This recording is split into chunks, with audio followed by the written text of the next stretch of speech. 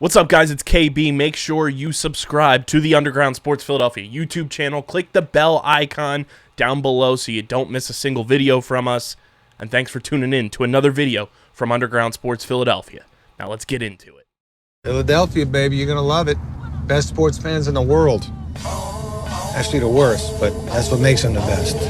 What is going on, everybody? Welcome into a late night edition of Underground Sports Philadelphia. This might be the latest we have ever gone live for the podcast in show history, but what better way to do episode number 550 than Underground After Dark?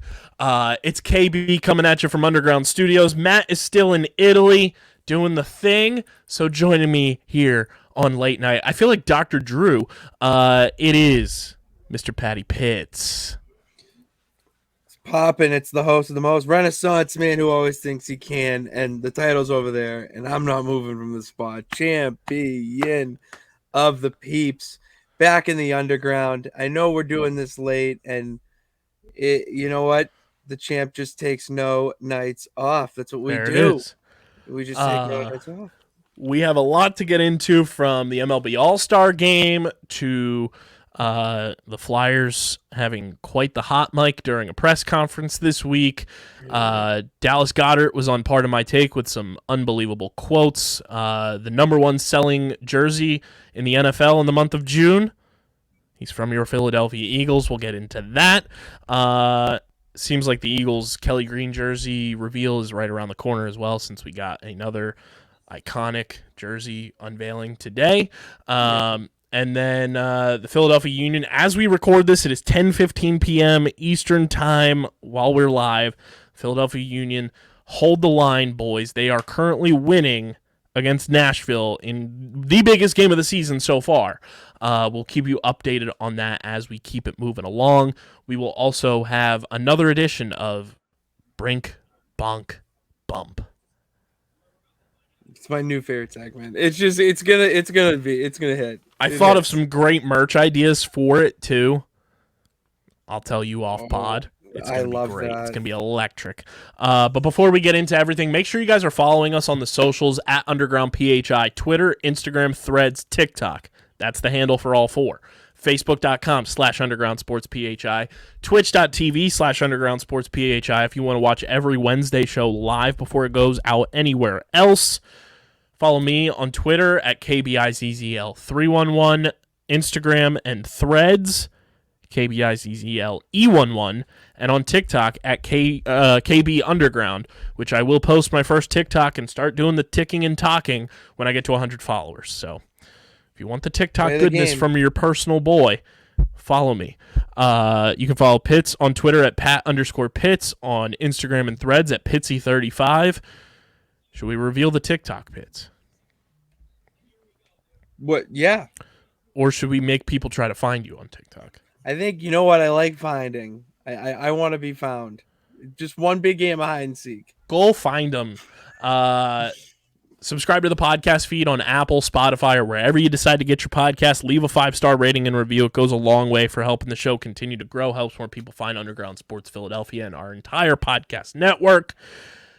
And, of course, subscribe to the Underground Sports Philadelphia YouTube channel, youtube.com/@Underground Sports Philadelphia. That's where you get full video episodes of this show twice a week, every podcast on our network as a whole.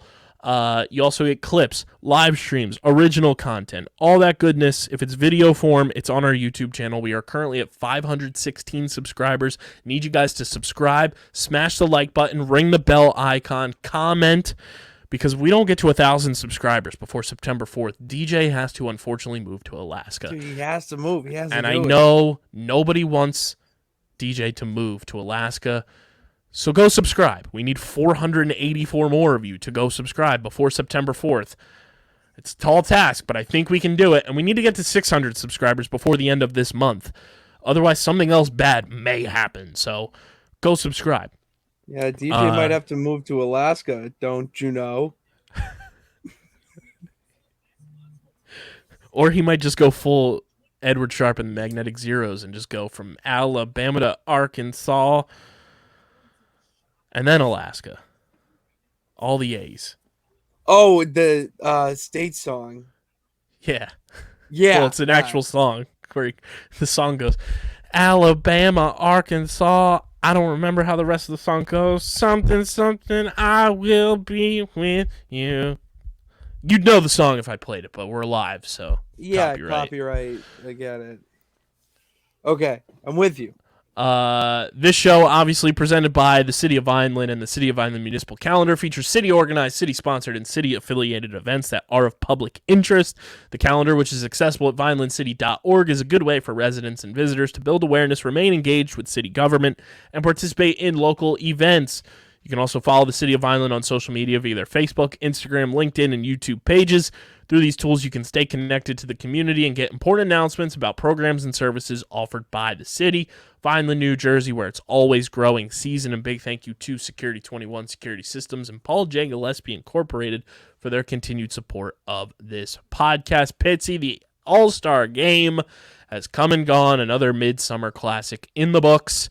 And for the first time since 2012, the National League reigns supreme as 32-year-old Elias Diaz, in his All-Star Game debut, hits the go-ahead home run, wins All-Star Game MVP. Oh, great story.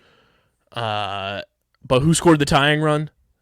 None other than the boy, the guy, the big homie, Nicky C. Oh, Nicky C. Okay, all right. Big. Oh, we won some bets. Nick goes 2 for 3 in the All-Star Game. Believe he stole a base, scored the tying run in the All-Star Game. Craig Kimbrell shuts the door for his first career save in an All-Star Game. The only thing missing from that post-game interview with Craig Kimbrell was Bryson Stott and Brandon Marsh coming up and pouring water on him, and I just needed that. I needed them to show up. I hope they showed up at the airport to then I hope they did too. pour and douse him with water. That'd be hilarious. They do that after every game with the player of the game on the broadcast. It's so funny. And it's now incorporated bubblegum and somehow mixed fruits as well have gotten into the mix of being poured on the player of the game. So very funny stuff from the daycare. National League wins 3-2, and we had some unbelievable catches to kick off the game. Cardinals fans have to be down bad because both catches made by Adolis Garcia and Randy Arozarena. Rosarena. Hi. And you know who the starting pitcher for the National League was? Another former Cardinal prospect, Zach Gallen, South Jersey legend. That's hilarious. The Cardinals fans have to be so down bad. The other big news coming from the All-Star Game was that the Philadelphia Phillies organization, who coming out of the All-Star break this weekend have a 4-game set, I should say. There's a built-in doubleheader that was scheduled from the jump of the season against the San Diego Padres, and the Padres only had one All-Star Game representative, and the Phillies offered, and this player took them up on said offer to fly back with the Philadelphia Phillies to Philadelphia from the All-Star Game. That is one Juan Soto flying back with Nick Castellanos, Craig Kimbrell, and the rest of the Phillies coaching staff to Philadelphia from the All-Star Game. Talk about next level pandering, and Juan Soto is going to be a Philly at the trade deadline. Didn't he just sign a contract? No. He signed the deal with the Nationals, which was, he had 2 years left on it when he got traded last year. So he's got 1 year left on his deal. Currently. And the Padres are so bad this year. They're not going to be able to afford to sign Juan Soto because they gave your boy Xander Bogaerts big money. Dude, they're taking all my homies from Boston. Oh, that's... How hilarious would it be if this was the first domino to Juan Soto becoming a Philly? Because you know who else is on the Phillies roster that played with Juan Soto in the nation's capital? Oh, that's right. Bryce Harper and Trey Turner. Yeah, hear me out, Kyle. I will jump off the high. Like, there is no way the Phillies just get this stacked. It will be remnants of braining. This is big braining. Let's fly home our trade deadline target from the All-Star Game. Yeah, no, they're not going to be talks about that at all. They're just going to sit around the plane, play gin rummy, and like there's clearly nothing to this. This was just like, hey, you're going to be in Philly. Let us fly you home. You're the only one here. This is a very nice gesture. But the tinfoil hat theory of Juan Soto trade talks is hilarious. I'm putting it on right now. Just look at this a little. There we go. Like, I need it. How funny would that be? Oh, that would get Philly talk radio going for at least a week and a half. It would be incredible. Which it was Unbelievable. also confirmed this week that Zach Gallen's family, big sports radio people. Zach Gallen has a family member who calls into WIP once a week. Oh, that is legendary. We love the good old uncle who calls in. My guy's a star. My guy's a star. Listen, like, oh, I love it. But the All-Star Game pits, this is the great stat from the All-Star Game. Obviously, National League win for the first time since 2012. Can you tell me who the National League manager was in the 2012 All-Star Game? 2012 All-Star Game, National League, it was Tony La Russa. It was not Tony La Russa. It was, in fact, if I'm not mistaken... Because it would be the 2011 World Series. Correct. So I Wasn't did get this 2011 wrong. Wasn't 2011 Sox Cardinals? Or yeah, you are correct with that it was Tony La Russa. I'm pulling this up, though, to see here. So... Yeah, they won in 20... Yeah, you're right about that. So 2012 was the last time the Phillies made the World Series. Made the playoffs. I mean, before last year, like that 2012 season started the drought. 2011 was the last time they made it. So 2013 with that. So 2012 season, we missed the playoffs. That was the first year Papelbon came to Philly, and after that. In All-Star games, since the first time a Phillies manager managed an All-Star game, the National League is now 5-1 in All-Star games managed by a Phillies manager. Can you guess the record outside of those 6 games? What is it, like 1 in it's 10 years? I'm gonna go like. Well, it goes back further because there's more than just. So they're 5-1 in games managed by Phillies managers. In all other All-Star games not managed since they started doing, I guess, whatever format it was, 7-28. Baseball is better when the Phillies are good. I don't like this because when you say that, that means the Red Sox have to be bad in this case because they are. They had 1 All-Star representative. I don't even know who it was. We had 1 until Kimbrel got put in as a replacement. Yeah. And then our whole coaching staff, obviously, because, we went to World Series. Yeah, you did that. Also, Rob Thompson wearing custom Jordans. Oh, electric. Joe Girardi could never. No, Joe Girardi could never. Rob Thompson looks so swagged out. Steez Lord, Rob Thompson. Dude, I gotta tell you my bets. So we took some bets on the game last night. I didn't realize it till now. I didn't look at what happened. So I took Randy Rosarena. Rosarena. Hi. It was for him to get a single plus 575. First plate appearance. Boom, nailed it. And then the next one was Garrett Cole, outcome of first pitch, ball, and it hit. Even though you told me that the first pitch of the game was the catch, so I don't know how that happens. And then maybe it was an outside pitch and it was technically a ball. Dude, if that's the case and I went on technicality, we're so back. And then I had over National League runs 4.5. So that was kind of tough. That is tough. Still 67.50 plus 26. That's way too much math, but it comes out to like 98 bucks. Nice. That's how we do it. Thank you, BetMGM. Nick Castellanos willed the National League to victory. That's what I have to say. Shout out. I mean, of course, if Philly was doing it, that's what they do. That's what they do in All-Star games, apparently. He's the guy. The All-Star game, though, has come and gone. We are now on to the second half of the season. And I'm I'm very excited because that means trade deadline. That means Juan Soto is going to be a Philly. That means potentially now divorced Lucas Giolito could be a Philly. Could be Mark Stroman could be a Philly. Lots of stuff is out there. Are the Angels going to trade Shohei Ohtani? There's no way you can trade him because there's no justifiable trade package. Like, you can't come up with a justified trade package for Shohei Ohtani. You just can't.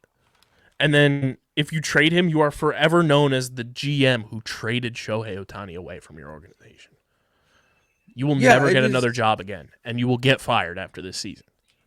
Yeah, like, I just don't get, because he's going to, it seems like he's not going to resign in Anaheim. Yeah, I don't know. And if he does, it would be a gigantic mistake. So if you want to be that, ahead of the curve GM, what trade do you realistically take? Like, how many slapdick? You have to give him ownership. You have to give him ownership stake. Like, there's no quantifiable trade package that you can come up with that justifies being enough for Shohei Ohtani. There are anonymous GMs out there saying that a $600 million contract for him is too low. Could he be the first $1 billion player? It wouldn't shock me. Like, if I saw a Jet Passan tweet saying Shohei signed a $1 billion contract, I wouldn't be shocked. I'm looking up how old he is. He's young, too. He's only been he made his debut in 2018. 29? You kidding me? He's my age. What am I doing wrong? In baseball terms. All right, put it this way. He just turned 29. July 5th was his birthday, 1994. That's wild. So imagine... Do you know what his salary is this year? Oh, stupid low. Like, he's getting paid pennies, right? Or did he stop? Oh, wait, no, he came over from Japan. Never mind. Still making pennies for what he is. I would say, because it's pennies and it's baseball, I'll go around 30 to 50 million. His salary in 2022 for this singular season is $5.5 million. Okay, that is just, dude, that is unbelievable. That name something that feels illegal but isn't. There it is. Shohei's only been playing professionally since 2013. He played 2013 to 2017 in Japan. Yeah. And then 2018 to now. So 2013, he was 18, 19 years old. I just don't. I'm trying to think of reasons to not make him the first $1 billion athlete. And it would be for him to stay in whatever, with your team for that long. Because he's going to, win or lose. You have to give him an essential lifetime contract, which would probably be 10 years, if not longer. 10 years at 30. Which is not out of the question now with Major League Baseball. Over the last couple of, as Bryce Harper, Trey Turner. Think the original Carlos Correa contract before it got nullified twice. Lol Mets. Lol. There's another one. Judge, I think, signed a 9 or 10 year deal with the Yankees. He did. It was something like that. Unless that was Arson Judge. Shout out John Heyman. But yeah, 10-year contracts are not out of the round. They're becoming normal for superstars. They have to be, because that's the only way you lock them down in your city for that long.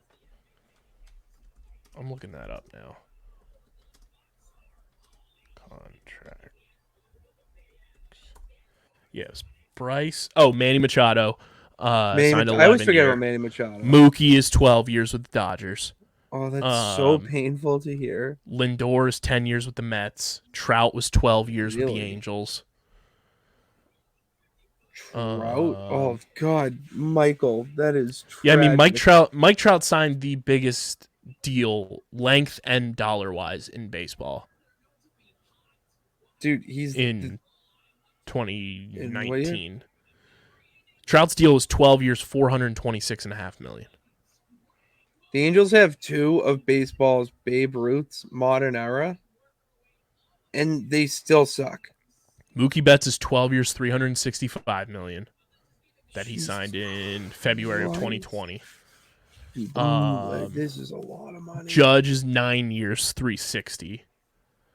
Yeah, 10 didn't sound right. But Machado is 11 years, $350 that he recently just signed after he signed a 10-year, $300 million deal in 2019. Lindor's 10 years, $341. Fernando Tatis Jr.'s 14 years, $340. Bryce is 13 years, $330. I think that's a little low. Oh, yeah. He did it on purpose, though, to make the average luxury value cap lower to help the luxury tax so we could sign other players. I forgot. Giancarlo Stanton signed a 13-year, $325 million deal with the Marlins. His name's Michael. His name is Mike. Corey Seager, 10 years, $325 with the Rangers. Garrett Cole was 9 years. Rafi Devers, 10 years, $313.5 that he signed. That's still too. No, that's good. Trey Turner, 11 years, $300. Xander, 11 years, $280. That's really, I don't know. Alex Rodriguez had a 10-year, $275 million deal in 2008 with the Yankees. His 10-year, $252 million deal with the Rangers. Dude was making bank. Robbie Cano's 10-year, $240 million contract with the Seattle Mariners. I remember that one. That was a pissed away contract. That was. My God, he hit like just Pujols 10 years, $240 with the Angels. Joey Votto's 10 years, $225 with the Reds. And that's it. But, like, still scarce, but it's becoming more regular, as you heard some of those ones. No, it absolutely is becoming more regular. Plus, you're paying Shohei to be a pitcher and a hitter. Yeah, it's double duty. The man should be getting paid more. Absolutely. Like, imagine what that type of guy does to your city, though. Like, that's why they signed them for that long. Mm-hmm. So you can get consistent ticket sales, all that shit. And it makes sense. The only thing is you just hope your team is good.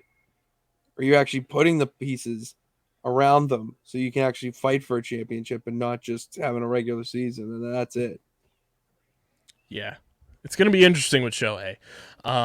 Baseball, though, heading into the second half of the season, looking forward to that and everything to come. Phillies obviously come out of the break playing the Padres, so looking forward to seeing how that all plays out. Going to be an important series coming out of the break for them to kind of right the ship after the dreadful Marlins series and hit the ground running, go into the second half hot, and be in the wild card mix because that's where you're positioning yourself. Get those damn Marlins out of there. Those damn Marlins. What are we doing? Why are they, dude? I'm sorry, but now that we do the run differential, I'm sad there's no run differential. I know it's not Sunday, games. And there's no games either. But the one thing I like about the All-Star Game run differential with a +1 National League W. The one thing I love about the run differential that we do is it's the inching me closer to getting back to the familiarity I had with baseball as a kid and, who's good, what not. The most mind-boggling thing with this is just the Marlins being just an outcast. It's incredible. I just don't I don't know. They to me, they should be a team that is perennially terrible, where they're just a gritty team apparently that claws out games. It's insane. Bunch of bums. The bunch of bums is what they are. Let's kick it from the baseball diamond.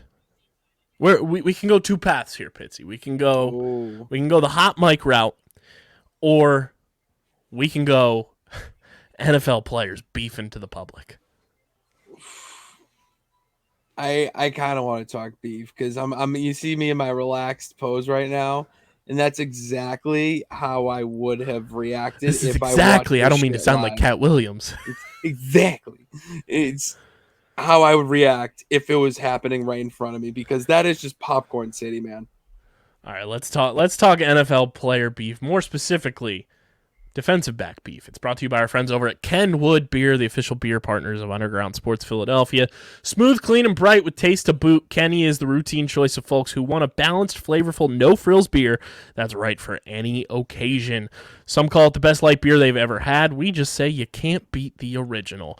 Go to kenwoodbeer.com, use the all-new and improved Kenny Tracker to find who's got Kenwood beer on tap in the Philadelphia area. It's only 4.1% ABV, 120 calories, just 8 grams of carbs, light body, light beer, the best goddamn light beer on the planet, honestly.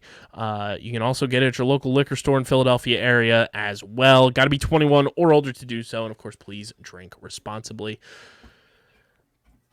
Patty Pitts, the DBs, they were fighting. Dude, they were getting after it on Twitter. Like, just why can't we? What's going on? Why can't we all just be nice to each other? Like, what? Why does this have to happen now? What is the cause of this? Like, why are these two guys getting into it? It makes no sense to me. So this all stemmed from who's the corner from the Seattle Seahawks? Seattle Seahawks, Sherman. No, the rookie this year. Oh, Tariq Woolen. Yes. So Asante Samuel was talking about Tariq Woolen and Sauce Gardner and how Tariq had a better season statistically and just watching the games, but the New York media will skew your view on everything and blah blah blah. So Asante put a tweet out on Tuesday to suggest Jets' big market audience is inflating Sauce Gardner's value, only to prompt another NFL great, Hall of Famer Darrelle Revis, to come to Sauce Gardner's defense. Quote, "The New York media will take your career to another level," Samuel initially tweeted, sharing the results of an ESPN poll of players, coaches, and executives, a poll that named Sauce Gardner the NFL's second-best corner going into 2023. For the record, Tariq had a better rookie season, he continued. They both played outstanding, but what in the hell... where did it go? Stupid ad. But what in the hell do y'all be watching? Y'all are highly influenced by the media, not facts. Woolen, it should be noted, tied for the NFL lead with 6 interceptions in Seattle. But Sauce Gardner, drafted 4th overall in 2022, led the NFL with 20 pass deflections en route to All-Pro honors. Quote, "You have the best media behind you," Samuel tweeted at Gardner. "I challenge you to turn some of those pass breakups to interceptions this year. You will hear from me." Quote from Sauce Gardner, "I don't need you challenging me to do nothing after all this subtweeting you've been doing when you could have just hit me privately like all the other OGs. You got to relax. Me personally, I've never been the hating type." Samuel later tried to downplay his initial comments, telling Gardner to enjoy the journey and not to take my tweets the wrong way. By then, however, he'd already drawn the ire of another Jet star in Darrelle Revis, who joined the Hall of Fame this year. And obviously spent a large part of his career from 2007 to 2016 with the New York Jets. Quote from Darrelle Revis here on Twitter, "Quit being a hater when it comes to rising stars at the cornerback position. Be mad at the voters who never considered you, quote, shut down. I never was inspired to watch your film, but something does jog my memory. I do remember when we played the Falcons and Rex Ryan made a highlight clip of you being double moved on almost every single route. I recall Rex saying to receivers in our weekly team meetings, if he lines up across from you, double move him every time." That's comedy. Samuel didn't seem too bothered by the pushback, tweeting later that he and 2011 Hall of Fame inductee Deion Sanders, quote, "set the standards for cornerback play," indicating that the remarks from Gardner and Revis were simply disrespectful. They're not. The respect went out the window when this entire thing started. And Samuel is just known for blabbing his mouth and just going off. I mean, this trickled its way into New England media when it's I forget who posted. I think it was Revis, but it was the picture of him missing the interception, and he said, "Come on, man, even a varsity kid could have caught that one or something, or Pee Wee."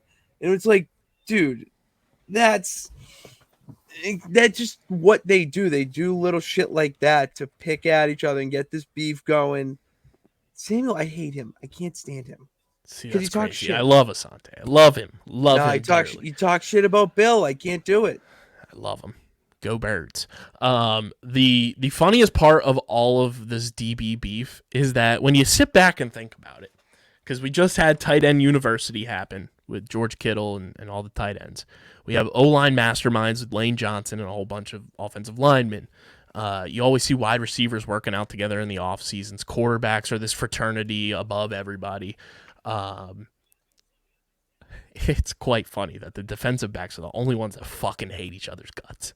Dude, they just chirp. They just little gnats. Just whatever they want to say, they say it. They just like little pip, like dogs in the park, like just going at it, like just bark offs. That's all they do, just bark offs. And our current Eagles icon at the defensive back position, Darius Slay, is always the one advocating, why do we got to be fighting? Why can't we be friends? Why can't we do things like tight end U? Why can't we have a cornerback meetup? There's even more of us than there are tight ends. We can all come together and be kumbaya and happy together. Darius Slay started a Twitter Spaces to discuss all of this and just was like trying to bring everybody together. And I just got to say, big play, Slay. Big play, Slay. Big play, Slay. He's the man. He's the man of the people. Man, he is the man of people. He just is a good guy, you know. He's just a good dude that's just trying to get everyone together. Why not? It is very funny that like wide receivers are typically the ones that get like laughed at on Twitter for like their tweets being like, what's the iconic tweet? My buddy has it as his pinned tweet. Hold on. Where it's like all these like positions in the NFL, and then you have the here we go. Yeah. Typical quarterback tweet. Love my teammates. God is good. Running back tweet. Keep grinding. Tight end tweet.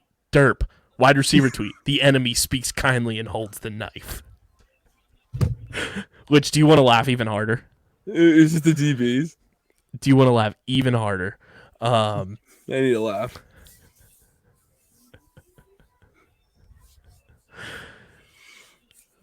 Do you want to know the most online wide receiver of all time?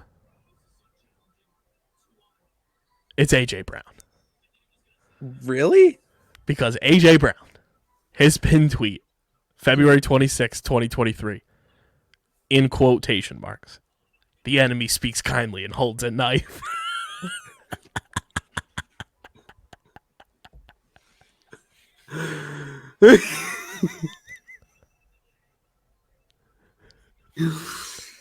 Dude, I love people. That's just so funny, so spot on. I would not expect AJ Brown to be the guy to like tweet that though. I feel like it'd be Juju or something. Tyreek Hill. AJ is very online. Like some of the tweets from AJ Brown's account. There was one night of the pod, Matt and I were live reading the tweets that were going on. It was when CJ was going through his shit and eventually leaving. Yeah, and AJ Brown was trying to keep the timeline all happy go lucky and was tweeting about fruits and what fruit was great and what fruit was bad and overrated. And then he switched it to vegetables. And then there was one in between there that was like, AJ, what are you doing, buddy? And then it got deleted. He got deleted. Bro, but he's tweeting love that. Positively about fruits. Dude, you need a guy like that. He's the morale guy that just gets everyone in a good mood, positive vibes only. You need a guy like that. I'm going to find the defensive backs. Yeah, why do you think the DBs are just like, why do they hate each other? Why can't they get along? I think it's because of like an ego complex where they actually like, because you're just defending the entire time, you know? So you're in their face and they got this, oh, I'm better than you. I can shut you down. And it's more of the competition element of it. They just want to go at it. They're just I feel like some of the, I would say most aggressive dudes on the team easily. And the most, I would say personality a little bit. Got a chip on their shoulder. There's a lot of guys like that. Yeah, there's a lot that it was wild. Like Legion of Boom, for instance. Like all those guys. You're not meeting them out for a drink. Like you guys are just like what was that thing? Like the head boxing, the cage boxing you do in your garage during sleepovers. Helmet boxing. Like that's what the Legion of Boom's doing at their pre Saturday pasta dinners. Well, speaking of the Legion of Boom, did you see the quote from Richard Sherman about Devontae Smith? Oh, how bad is it? It's great. It's a great quote. Oh, great quote. Okay, we like great. It's literally how Devontae Smith ended Richard Sherman's career. So this is back in 2021, Thursday Night Football. Eagles playing the Bucs. There's a this was on Richard Sherman's podcast with Lane Johnson as the guest. Sherman said to Lane, Devontae must have run this comeback. I had him under control. I was like, bam, quick jam, easy. Had him under control. He must have stopped, and I tried to stop, and my whole groin said, snap, snap, snap, snap, snap. And I said, whoa, whoa. Then you're trying to guard and chasing him around, and you're like, please don't throw him the ball. Please don't throw him the ball.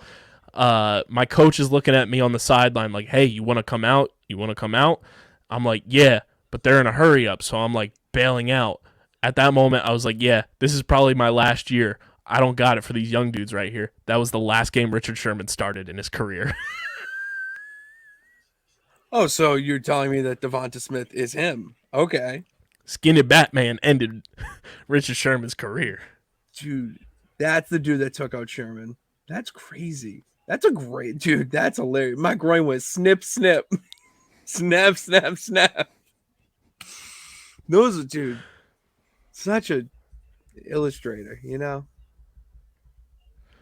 I was like, that's my wide receiver. Yeah, you guys have enough. Can we borrow one, please? If DeAndre Hopkins apparently signs with the Titans, which is what's now like, what universe are we in? The Tennessee Titans? Would you rather have Mac Jones or insert generic dude throwing you the ball? Because that's what you're gonna get in Tennessee. Malik Willis, I heard, was not supposed, may not make the 53-man roster. Yeah, because they drafted Will Levis. I mean, like Will Levis, he could be good, but Mac Jones is good. Slow your roll. Pro Bowler. Let's keep it honest with ourselves. The Pro Bowl is not what it used to be. Doesn't matter. Buddy, when Tyler Huntley was going to the Pro Bowl last year, that ended all validity of the Pro Bowl to me. Dude, just replacing Lamar Jackson. Tyler Huntley, Pro Bowl quarterback. Let that sink in. Let that sink in for a minute. He did have a couple good games. Let it sink. Let it sink. Kind of led the Ravens. Kitchen yourself. Kitchen sink. Throw it at yourself. Tyler Huntley. And this is no disrespect, but Tyler Huntley was a Pro Bowl quarterback last year. Let that resonate in your brain. Yeah, it's marinating. I don't know how I feel about it, though. It's not okay. It's so weird. It's so weird to think about. Like Tyler Huntley, the backup to Lamar Jackson. Yeah, it's so bad. That's so incredible. bad. God, thank God they went to Madden. Ladies and gentlemen, we have breaking news. In a full-time final score of 2-0, your Philadelphia Union with the big win in Nashville. Let's go, boys. It's time to dupe. Dupe season is here, and to officially look at the standings, the Union now have a game in hand there over Nashville and have bumped up since the last time we recorded Pitts from 6th place in the table to 4th. Let's go. Baby, and they're only 1 point behind 3rd place Nashville. Let's fucking ride. We love to see it. We're only 3 points behind 2nd place of your New England Revolution. Okay, well that's where I draw. My homie's there. But good, let's get to 3rd. I'm all in on 3rd. Let's go. Let's get the there. Great part about MLS this year is like 1st place is not as important as it has been in years past because of how the restructured postseason is. So like just get in type of thing, but like be what do they top do 3. for the? What do they do? Like take. So this year it's the top 9 teams get into the postseason, that's fine. and then 8 versus 9 play in a wild card, where the 1 seed is the only team that gets a bye. Or no, the 1 seed does not get a bye, I don't think, this year. I forget how it's working. It's completely changed from last year. But 8 versus 9 is doing like a wild card play-in and then kicks into playoffs. What do you think of wild card games in general? Like because it seems like the MLS is doing it. MLB just steered into the skid with this chance it might happen, and now it's became part of the playoff structure. I like the new baseball wild card, especially after experiencing it last year, and this is maybe biased because the Phillies won, but I wasn't sure how I was going to feel about it because the entire wild card series is at the higher seeds stadium, so there's no home field advantage whatsoever for the away team. Like, you're playing at least 2 games on the road, hostile playoff environment, whatever it may be. I love it because we watched it, Phillies Cardinals. Phillies took full advantage, won 2 games in St. Louis, and then were able to come home and go on their run. And then what was the other wild card series? Oh, it was Mets Padres. Oh yeah. And that was electric too. Series. That was an electric series. I do remember that. All at Citi Field. The Padres took advantage, won their series, and they move on. It was Padres Dodgers. I'm pretty sure. Let me look. I forget how the other side. Because everything's. I remember the Padres because it did not matter. Yeah, because the Padres were in the NLCS and the Phillies told them that's what's in and sent their asses packing when Bryce Harper had the swing of his goddamn life and caused bedlam at the bank. I love that phrase. Bedlam at the bank. 2022 postseason bracket. Let me see here. Because I forget what the other side was. Because I know the Dodgers were like the 1 seed going in because they won 111 games. And then the writers from the LA Times were like, well, they won 111 games, so they should just be gifted the World Series. Like, fuck all the way off. Well, that's what Hollywood would just tell you. Yeah, so it was Mets Padres in the wild card. I remember tweets of Mets fans. Yeah. Very sad. Steve is another kid, Kevin Higgins from Quinnipiac, that tweets sad tweets about he's a Mets and Jets fan, so like a really tragic life. And because the Phillies won 2-0, and then the Padres won 2-1 over the Mets in the 3 games, and then it was Padres won 3-1 over the Dodgers to then advance. We won 3-1 over the Braves to advance, and then we 4-1 the Padres out of the fucking playoffs and went to the World Series, and then lost to the cheaters.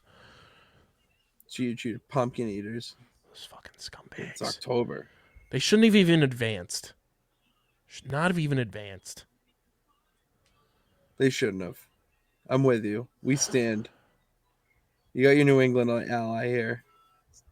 Seattle had to play an 18-inning game against them. That the Astros won 1-0. That's gross. Man, scoring 1 run in 18 innings. That's 2 games. It was a Yordan Alvarez fucking game-winning home run. Was it a moonshot? It was a moonshot. It was a moonshot. That's tough. And then the bum-ass Yankees get swept.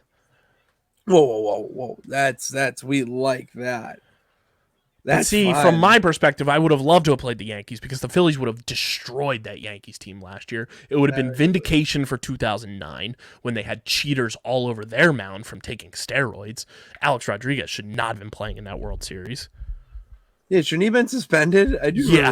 Yeah, you should have been suspended. Like, the Yankees had like 4 guys on that roster that should not have been playing in the World Series because of steroids. But Andy Pettitte. Yeah. Oh, yeah. Rodriguez. But Andy Pettitte was a sneaky steroid user. Sneaky. Wouldn't surprise me if like Jorge Posada was like, how is he hitting home runs as a catcher with no batting gloves? I'm sorry. I have a soft spot for Jorge Posada. Teixeira was probably juicing. Oh, him, absolutely. Did you hear the story about him wearing he only wears a jockstrap under his baseball pants? So he was just free balling it during the World Series. I'm free balling, yeah, I'm free balling. The music remixes we're gonna have in the year in review video this year are going to be spectacular. I can't wait. Shout out Pearl Jam, shout out Tom Petty. That was so in sync too. Once you said free, knew exactly where you're going. Just ride the wave. I don't even. Oh, wild cards. Yeah, I like the new. I did not like the one and done wild card in baseball where it was like just one game and then you advance, like win and get in. I hated that because there's so much variety in baseball. You need it to be a series. Everything else is a series throughout the rest of the baseball playoffs. At least make it a series. So I like it being at least a best of 3. Yeah. And I like the team that has the better seed having the home field advantage, because then the team with the lower seed gets to come in and potentially be the villain. You create like a mini rivalry almost, and there was already bad blood between Phillies and Cardinals because of 2011 when we lost in the NLDS, and it ended our run of supremacy. And then we got our get back, and we ended the career of Albert Pujols and Yadier Molina in their house, the house that Pujols built, the house that Yadi built. Bye-bye, good night. And the Padres did the same thing in New York. They went into Citi Field, and Mets fans hate the Padres. They will never forget the name Trent Grisham because they terrorized them at Citi Field, sent their 101 win asses packing. I do remember that last year they had over 100 wins. I like the baseball wild card format a lot. Yes, Yeah. Is it weird that there's 3 wild cards now? No, because you have more teams in, which creates more parity during the regular season and allows potential for more teams to get in and make the postseason more fun. Yeah, that's all. It's at the end of the day, the playoffs should be fun for the person watching, and the way you get that is by putting more teams in it. Get that underdog to come in, brings people in. Dude, I'm a big fan of the wild card system in baseball. I would like to see how, if there's any change, kind of going off it, but a little sidebar, but like any change with NBA or NHL playoffs in that sense, because we've seen the baseball change. MLS is changing now. We have the NBA like play-in tournament thing now. I mean, yeah, that's true. I'm not a fan of the additional wild card in the NFL though. What do you think? 1 and 2? I know. I like the NFL. The 2, I think it's only like one. I think only one should get the bye. Well, I'm not a fan of the multiple wild cards because, like the 7 seed getting in, like look at since they implemented that, and this is even the Eagles don't get in the playoffs in 2021 if that doesn't exist, but you look at the talent discrepancy between the top 6 and then that 7 seed since they implemented it. That 7 seed is usually a dog shit team, or like a team that like is on the cusp of being playoff ready, but they're not quite there yet. But it's like, here's a participation trophy. That's how I felt about the 2021 Eagles. Yes, was it cool that Jalen Hurts got playoff experience and it probably motivated him even more to get to where the 2022 Eagles were? Absolutely. But the Eagles were outclassed in that game against the Buccaneers in 2021. Yeah. Whoever was the 7 seed this year, I forget who it was. I'm looking up the NFL playoffs because you looked up MLB. It was. No, I don't want the schedule. Yeah, so the 7 seed was the Dolphins. They at least made that game competitive in the AFC, and then it was the Seahawks in the NFC. But see, those were two, like, okay, maybe not the Dolphins, but the Seahawks were a team that you felt like should have been a playoff team all year or could have been one. And then they finally get in as at 17, and you're like, they could do it. Like, Geno Smith had a decent year. That offense didn't look that bad. Their defense got a little bit better too. And they were a decent team throughout, and maybe they could spark an upset, which is, I think that's what you want with that 7 seed, is that you just want to see an upset at some point because, any given Sunday. Yeah, it's just like the Seahawks were like, they were fun in the beginning, and then they kind of like tapered off, and they kind of came back down to earth to where they should have been all year. It's just an interesting case that I think we just need more data on, of seeing these 7 seeds getting in. But so far, I'm just like unimpressed by the 7 seeds being in, and it kind of is just like, okay, the 2 seed gets to pretty much have a nice little walk to the next round of the playoffs. Yeah, but then I feel that it's going to pick up in the next few years with that. because it adds something. It adds a little bit more of a chip on your shoulder. You're gonna play a little bit with a little bit more edge. I'm interested. Yeah, we'll see how it all plays out. But for the most part, I'm a fan of wild card, especially in baseball. Need in baseball. Need it.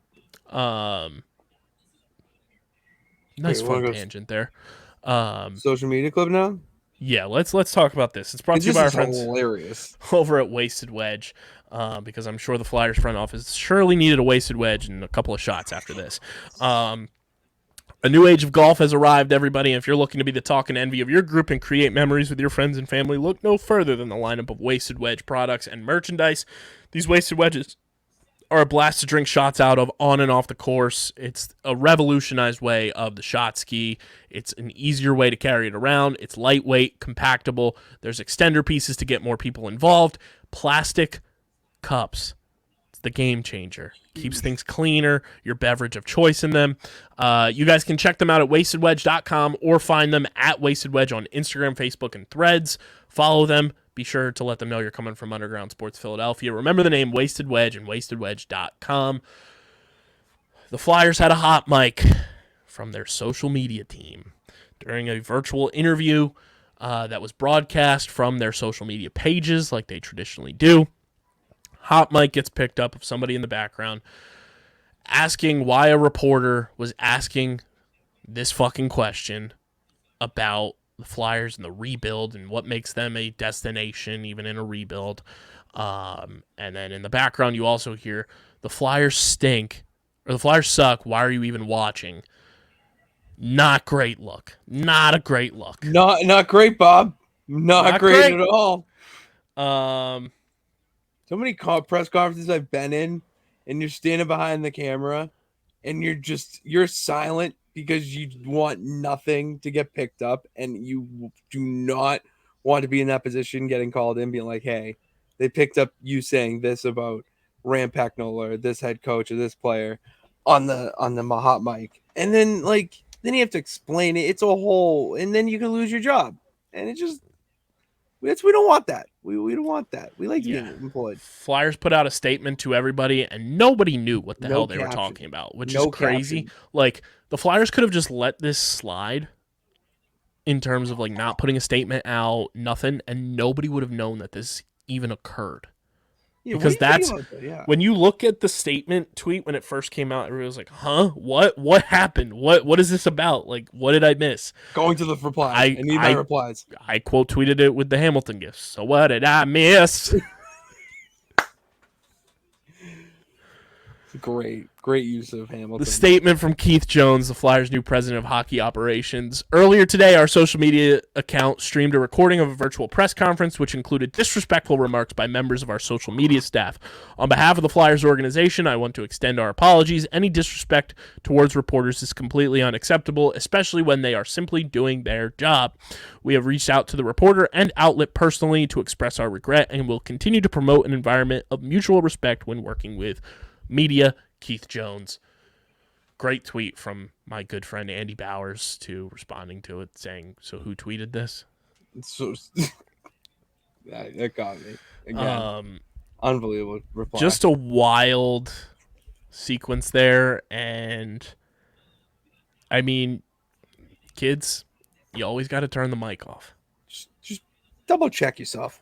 Remember you do that. And it's virtual. Like it's virtual. Mute yourself before you wreck yourself. Ice Cube, this age, but you're right. No, you're 1,000% right. Everything is being listened to. You were causing, and the number of press conferences I've been into, both virtual and in person, it's not that hard, guys. It's not that hard. Just say it in your head. Write it down. You're at the location of where you work and you're shit talking your job, which is on a displayed public platform. Think. Just think. Yeah, you can't be talking bad about the team, period. But when you're there, put on a mask. It's not that hard. You have to show somewhat of enthusiasm there. I don't get I mean, maybe it was a joke or not. The whole thing is so absurd that the thing that I can't stop thinking about is one, why did they put out the tweet? I think that's something that is just handled internally. I think they kind of had to because it was with a journalist and everything and an outlet and stuff like that. So from But an did she say optics, something? no, she asked the question, Yeah, but yeah. But did then it she was hear them say that? probably is where my brain goes. Okay. All Um, right. So then if she and I'm heard sure them for this say it, statement to be put out, enough attention to it had to have been made by somebody for it to be yeah, brought to the attention of the front office that is brand new. Brant's making it.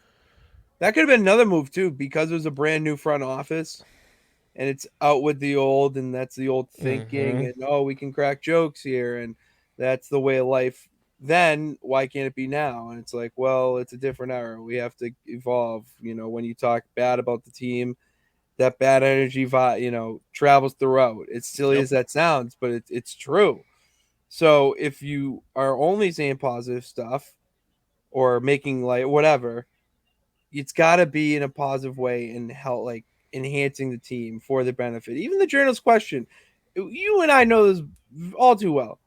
Journalists sometimes ask stupid questions, Sure. really stupid questions. And you get questions asked multiple times because in print media, you're writing a story, you want multiple aspects and everything. It's not like what we get to the afforded opportunity to do to just voice our opinions vocally. Like you have to write it out and get different opinions and different takes and different views on the question you're asking. So I get like the question being asked multiple times by the same person. Like it It's happens. annoying. And it's one of those things that like I think in this new era of social media and this new era of media as a whole being in the digital scape, like a lot of these people being hired, and I'm not saying this was the case here, but a lot of people being hired as social media managers view media as a digital forum more so than back in the day with a lot of the print stuff, where a lot Yeah, more credentialed media are podcasts, are, a digital platform type of thing. yeah, So they're not viewing it in the sense of, oh, I'm writing something, like I need to fill a word quota, this, that, and the third. It's different, You gotta remember that there are different mediums out there that are going to need different aspects of presenting what they're doing to do their job. yeah, and essentially that So tough scene, tough hot mic. Just be better. You brutal. think Just before you better. speak. It's Think not before you hard. speak. This just popped in my head, as we're riffing here, because we love to riff, Pitts. All I do. Yeah. Top 5 feeling, because I got mine today. Top 5 feeling ever? Fresh haircut? Look at this. I got Peyton Manning forehead. Fresh So that haircut, was, fresh dude. fade. Oh, I like that. Uh, That's nice. I like fresh that. Ooh, we fade, got a little. looking good. I Looking don't good know. right here. Watch on the YouTube, you'll see the fade. Yeah, don't Like, watch on the YouTube because I got my forehead. Look at this shit. Just look at a that. fresh Look at cut Peyton is a top Manning. 5 feeling, both physically Oh, and internally. oh yeah, dude, you feel so confident after leaving the barbershop or hair salon if you're a girl that you could just conquer the world. You can go out and do anything. I look good. I look so good. Look at that. I just got my hair cut. You got your new shirt. You look good, feel good, play good. Got the beard trimmed up too. Like I love when they do that. That's what's I felt up. great. I love getting my hair cut. I have grown accustomed to it. I didn't always like it. Apparently, there's a story when I was like 4 years old. Oh yeah, I I had to be mean held down. Oh, no, but I had to be held down by the barber as he was cutting my hair. it's one of That the was best because I go to a salon because I have cowlicks and everything, so they know oh, how to manage dude, my hair, and I'm very come particular on. with my hair and who touches my hair. So I need to trust you in order to get my hair cut by you. Um, Shout out to my hairstylist; she's the best. Um, Yeah, go to a woman in her house. Nothing It's tops awesome. the initial shampooing of the hair. You go shampoo? Oh, I get shampooed. Oh, you go like the whole fucking 9 Oh, yards. fuck yeah. Oh, jeez, I don't Get do any of those. shampooed, and then I get the cut. Huh. Huh. Oh, see, I Nothing. take my shower after. Nothing. Well, no, I get the pre-shampoo No, I know before I what get you the cut. mean. I know, but I know what you Nothing mean. feels better than I've never somebody done else this. shampooing your hair. See, now I think you're opening some doors for me. 'Cause I It need to have this done. is therapy. Because you just sit there, And just so much scrubbing your nice hair. little, barber cape on, Yeah. and somebody is just scratching your scalp. I That's, feel like oh I my feel like a big Lord. bad dog. Oh man. Like That's that is in the dangerous. one moment in my life that I feel in the same vein that a dog feels when they're getting pet in that spot that they love being pet, whether it's the belly rubs, the head scratches, whatever. That is my reverse into canine antics. Dude, I need to have this done then. Because It's unbelievable. you are really tickling my fancy here. It's so great. And then you get the fresh cut going. You walk out feeling brand new. I did feel really good. Nothing tops it. Haircut's a top 5 feeling. I think it's, to me, it's just more the act of making the appointment, going. See, mine's easy. I go in and then I schedule another one before I leave. Oh, that's And now, game changer, I get the text message. Thanks for booking your appointment 48 hours in advance. Can you confirm your appointment? Bang, bang, boom. oh, so you're high tech. I just text her. Oh, it's great. I just text her, hey Kim, can I come? I get an automated text message. Oh, Bang. geez, you're going like court. Jeez. Send See, yes or no. If You go to you're like a still whole on. like company, like a hair, like everything. This is a one-off. This ain't no big corporate. This is a one-off place. Oh, like okay, but you just go to a place. Yeah. Yeah, I have my hairdresser or whatever you want to call her. She operates out of her house, and she has And a it's salon 5 in her minutes down the basement. street from my house. Basically, mine too. See, dude, that's okay. Here's the thing: if you have a barber, you have to live within I would say, 1 to 5 mile radius, or else you're gonna dread it and you're not gonna go, and it's gonna be like a negative thing. Where if it's down the road more or less, then you're like, oh, whatever, I'll go. It just to me it feels like that chore of going. If it's like, oh, I have to drive, like Oh, see, I look forward to my I know, haircuts geez, because when I'm going to get my haircuts and how I space them out, it's a great feeling knowing that my hair is growing and feeling great, and I see it, and I walk in, it's like, oh, it got pretty long. I'm like, hey, that's a good thing. That's a good thing that it's getting long, because that means it's still growing, it's still coming in. Yeah, my mom. I saw my mom for the first time in 10 days. I think it was. They got back from Cali, and the first thing she said to me was, "Nice haircut. You're thinning." And it just was like, "Nice. It's great. We love that." Does it look at Kyle? I think Got some volume to it. That's what I'm saying. There's a lot of volume there, but it is a little bit. And I'm getting nervous. I love getting my haircut. Yeah, I'm a big.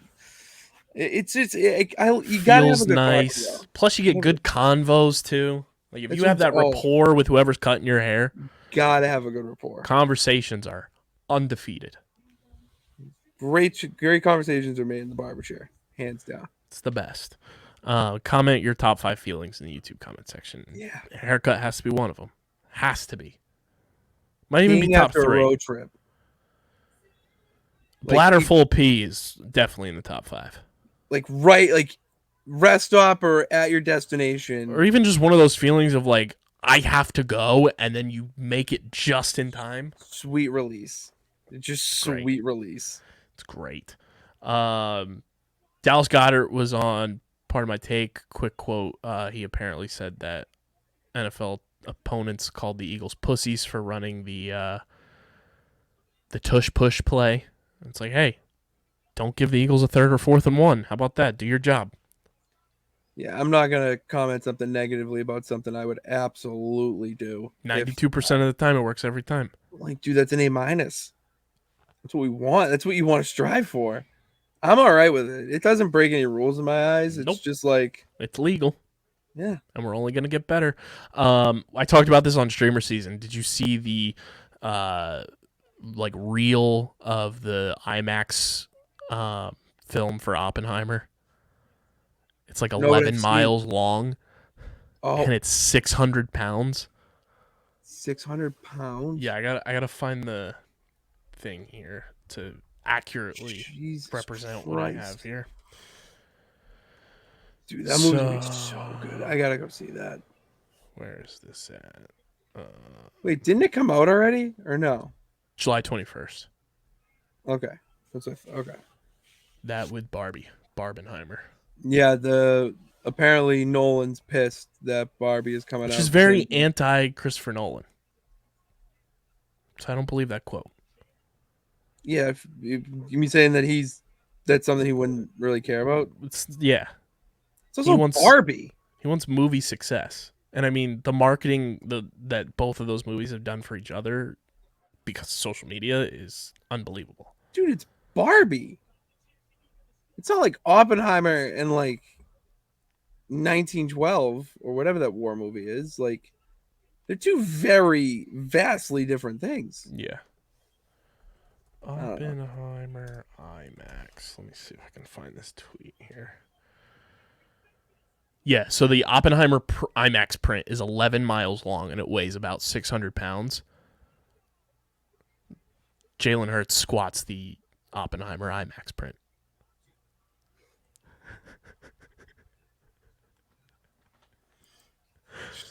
Your quarterback could never squat the atomic bomb. No, Jalen Hurts can, though. He can't. No, Mac Jones cannot squat like that. But we need his arm to do more of the work than his legs. Okay, just sit in that pocket. Sit in that pocket. Precision passing. That's what we want. Hand it off. Screen. That's just what we want. Hand it off. Screen. And then Kendrick Bourne over the middle. DeAndre Hopkins back in the end zone. Jesus Christ, that's Kendrick Bourne. That's what I'm gonna say when he steps on the field for the first time, because it feels like he has not played in 2 seasons. By the amount of usage he had last year. Shall we get to our new favorite segment? Yes, correct. Wrap out the show with this. It's time for Brink, Bonk, Bump, brought to you by Tomahawk Shades, the best small batch eyewear in the game. Guys, they got the sunglasses, the blue light glasses, prescription lenses. They're a fraction of the cost of the other big eyewear companies that are just raking you over for no good reason. Tomahawk Shades is doing it better quality product for a fraction of the price, and we're giving you an even bigger fraction off when you go to tomahawkshades.com, use promo code USP, and you get 25% off your entire order from our friends at Tomahawk Shades. Tomahawkshades.com, promo code USP for 25% off your order. For those of you who don't know, Brink, Bonk, Bump, we brought this up on the most recent episode before tonight. It is in honor of the Flyers' amazingly named prospects. Bobby Brink, Oliver Bonk, Alex Bump. Perfect. Brink is the person who was money this week for you. Bonk is someone who was hashtag horny. And Bump is someone who just needs to take a seat. Settle down. Simmer down. Ride the bump. Pitsy, I'll let you start with your Brink of the week.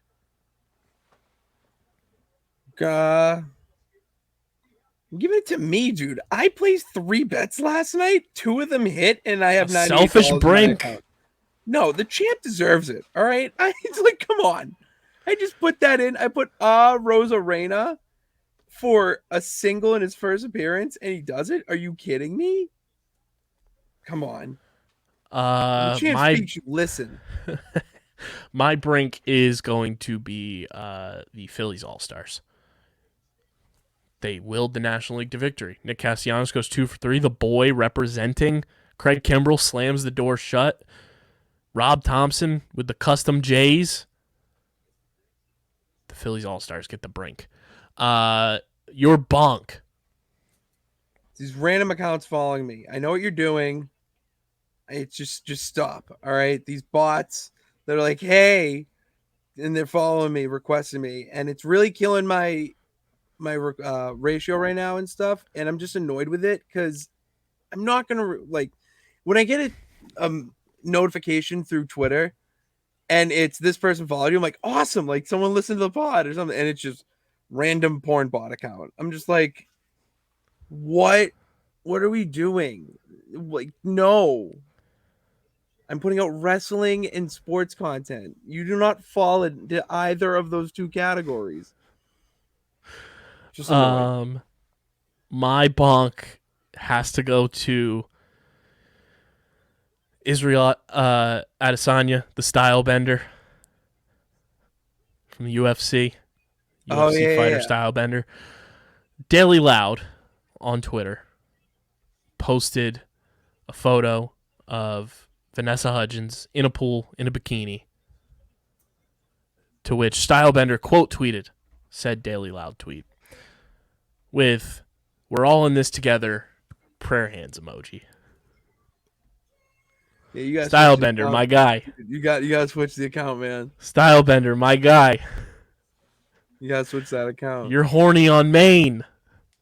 You gotta get the bonk. Switch it. You gotta switch that account, bro. Oh, Stylebender so gets my bonk of the week. Dude, my bump, hands down, has to be the clouds and weather. It's the clouds and weather. Has to be. I'm just over it. I came home today from work. I want to sit in the pool, and no, it was cloudy. So I'm just like, I'm over it. My bump. Who's gotta sit down? Man,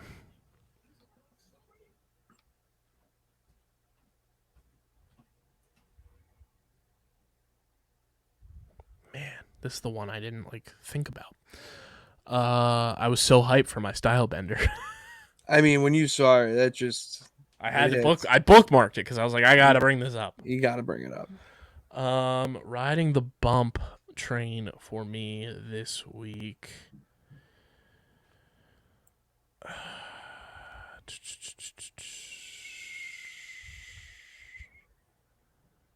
Let's see.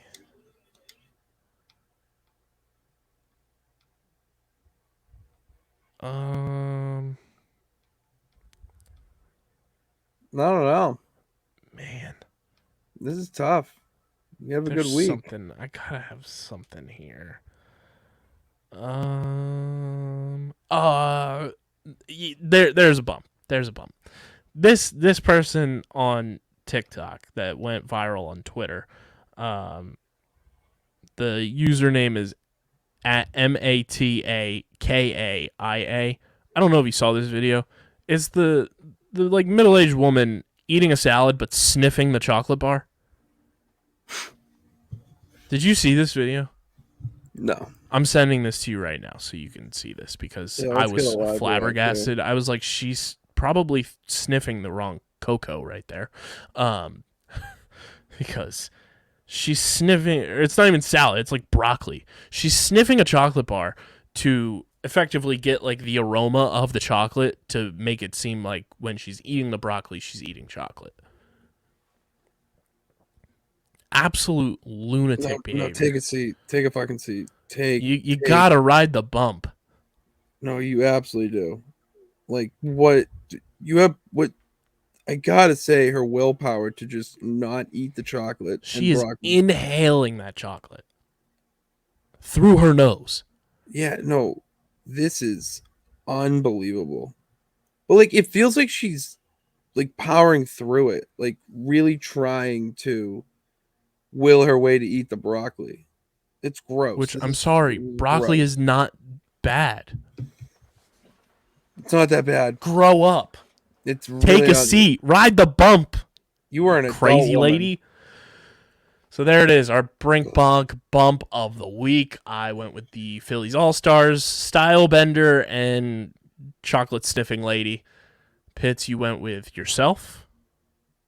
You went with these porn bots, porn bots, and you went as with one just followed Ungoff. Cloud just followed me. Ungoff. You went with the Clods. The Clods, man, they're annoying. That's all we got for you guys. Make sure you're following us on the socials at Underground PHI, Twitter, Instagram, Threads, and TikTok at Underground PHI, Facebook.com/UndergroundSportsPHI, Twitch.tv/UndergroundSportsPHI. Get your merch, PHI Apparel Company, the best in the game. Use code Underground for 10% off any and all merch orders at phiapparel.co. Follow Pitts on Twitter at Pat_Pitts and at Pitsy35 on Instagram and Threads. Follow me at KBIZZL311 on Twitter, KBIZZLE11 on Instagram and Threads, and KB Underground on TikTok. Subscribe to the podcast feed, Apple, Spotify, wherever you get your podcasts. We are there. Leave a 5-star rating and review. It goes a long, long way for helping this show continue to grow. Helps more people find the podcast. Helps more people find our podcast network. So go subscribe. We had an insane apparent spike in downloads recently. I'm looking at the charts right now. Okay, I like what I'm seeing here. Has that fluctuated anything numbies-wise? I mean, you want to subscribe to a top 2,000 podcast in the sports chart in the U.S.? That's us. Go subscribe. Be a friend. Tell a friend. And, of course, subscribe to the Underground Sports Philadelphia YouTube channel, youtube.com/@Underground Sports Philadelphia. That's where you get full video episodes of this show twice a week. Every podcast on our network in full video form. Clips, live streams, shorts, original content, interviews, all that good stuff is on our YouTube channel. We are 516 subscribers. Need to get to 600 by the end of this month. Need to get to 1,000 before September 4th. Otherwise, DJ has to move to Alaska, and we don't want that to happen. So go subscribe to the YouTube channel. Also, go watch Pitts' brother's movie this weekend on Shudder and AMC+. Not an ad, but a Support the Boys ad. Support the boy. Go watch Quicksand this weekend. Shudder, AMC+. Shout out to your brother, who we're working on getting him on the pod. That would be nice. He's great. We're just setting it up. Let's go. And, of course, this podcast is presented by the City of Vineland. Whether you're a company looking to expand, relocate, or are a new business startup, selecting the right location is critical to your success. Vineland, New Jersey offers both an affordable business location and an excellent quality of life. The city's economic development department is a one-stop source for moving your project through the development and approval process. Their goal is to make this process as smooth as possible and to provide the fastest turnaround times in the region. If you're considering potential locations for your operation, contact the Vineland Economic Development Team at 856-794-4100. That's 856-794-4100. Vineland, New Jersey, where it's always growing season. And big thank you to Security 21 Security Systems and Paul J. Gillespie Incorporated for their continued support of this podcast. We will be back going into next week, and on Wednesday night, Matt will be back from Italy, so we'll have Italy stories. But Pitsy and I will be back this weekend talking all things Phillies, talking all things. Hopefully, me meeting Dan Orlovsky again this weekend, and anything else that pops up in the Philly sports stratosphere. But until then, this has been episode number 550 of Underground Sports Philadelphia, presented by the City of Vineland. For Pitsy, I'm KB.